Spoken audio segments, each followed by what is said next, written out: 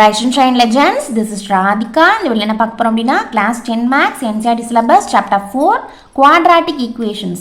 இதுல example 2 பார்க்க போறோம். Check whether the following are quadratic equations. Second subdivision, x into x plus 1 plus 8 which is equal to x plus 2 into x minus 2. Okay, ஒரு equation கொடுத்துட்டாங்க.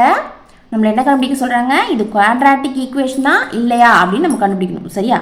இப்போ பாருங்க, first quadratic equation எந்த ஃபார்ம்ல இருக்கணும்? We know that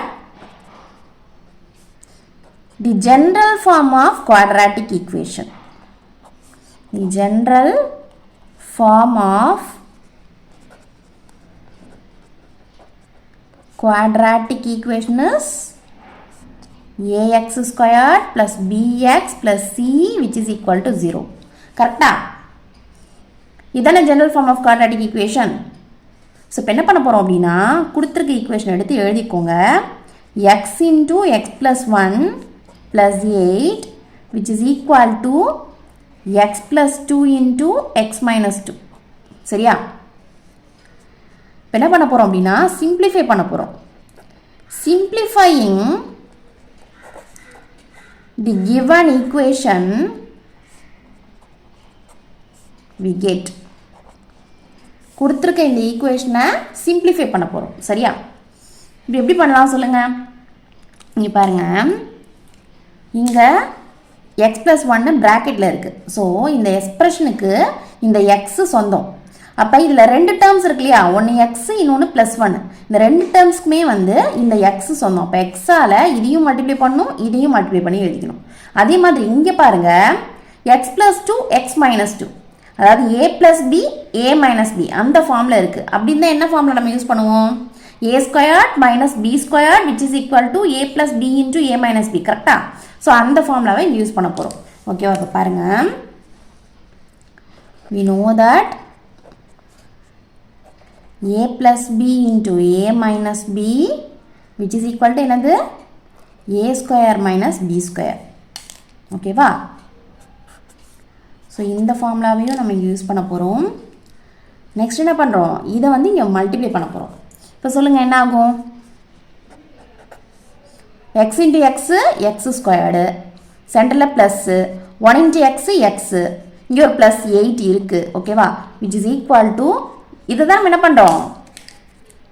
A square minus B ஸ்கொயர்னு எழுதுகிறோம். சரியா? சொல்லுங்கள் என்ன ஆகும்? ஏ ஸ்கொயர், ஏங்கிறது எக்ஸு, அப்போ எக்ஸ் ஸ்கொயர் மைனஸ் பின்றது 2, அப்போ 2 ஸ்கொயர். 2 ஸ்கொயர் என்னது? 4. ஓகேவா? புரியுதா இது? ஓகே, இப்போ சொல்லுங்கள், X squared plus X plus 8 இங்கே இருக்குது. இங்கே என்ன இருக்குது? ஈக்குவலுக்கு இந்த சைடில் எக்ஸ் ஸ்கொயர் மைனஸ் 4 இருக்குது. இது எல்லாத்தையும் இந்த சைடில் கொண்டு வரணும். இப்போ ப்ளஸில் இருக்க எக்ஸ் ஸ்கொயர்டு இங்கே வரும்பொழுது மைனஸ் எக்ஸ் ஸ்கொயர்டாக வந்துடும். சரியா? அதே மாதிரி மைனஸ் 4 இந்த சைடில் வரும்பொழுது ப்ளஸ் 4ஆக வந்துடும். விச் இஸ் ஈக்குவல் டு இங்கே எல்லாரும் இந்த சைடில் வந்துட்டாங்கன்னா என்ன இருக்கும்? 0 தான் இருக்கும். சரியா? இப்போ பாருங்கள், இதில் நம்ம வந்து ப்ளஸ் எக்ஸ் ஸ்கொயர்டையும் மைனஸ் எக்ஸ் ஸ்கொயர்டையும் கேன்சல் பண்ணலாம். ஒரே ஒரு எக்ஸ் தான் இருக்குது. ஸோ அப்படியே எழுதிக்கிறோம். அதே மாதிரி இங்கே பாருங்கள், இது 8 இது 4, ரெண்டுத்தையும் ஆட் பண்ணால் என்ன வரும்? 12 வரும் இல்லையா? So X plus 12 which is equal to 0 அப்படின்னு கிடைக்குது. இது வந்து குவாட்ராட்டிக் ஈக்குவேஷனா? சொல்லுங்கள், இது குவாட்ராட்டிக் ஈக்குவேஷனா? குவாட்ராட்டிக் ஈக்குவேஷன் எப்படி இருக்கணும்? ax square plus bx plus c which is equal to 0ன்னு இருக்கணும். சரியா? It is not of the form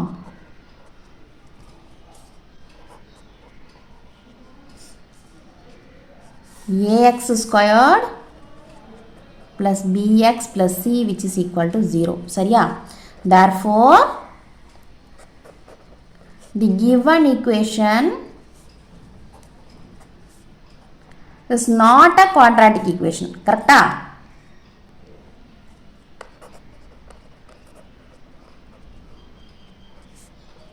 இந்த சம் புரியுதாப்பா? இந்த சம் வந்து உங்களுக்கு கிளியராக புரியுது அப்படின்னா லைக் பண்ணுங்கள், ஷேர் பண்ணுங்கள். டவுட்ஸ் எதுவும் இருந்தால் கமெண்ட் பண்ணுங்கள். மறக்காமல் சேனலை சப்ஸ்கிரைப் பண்ணிக்கோங்க. சரியா?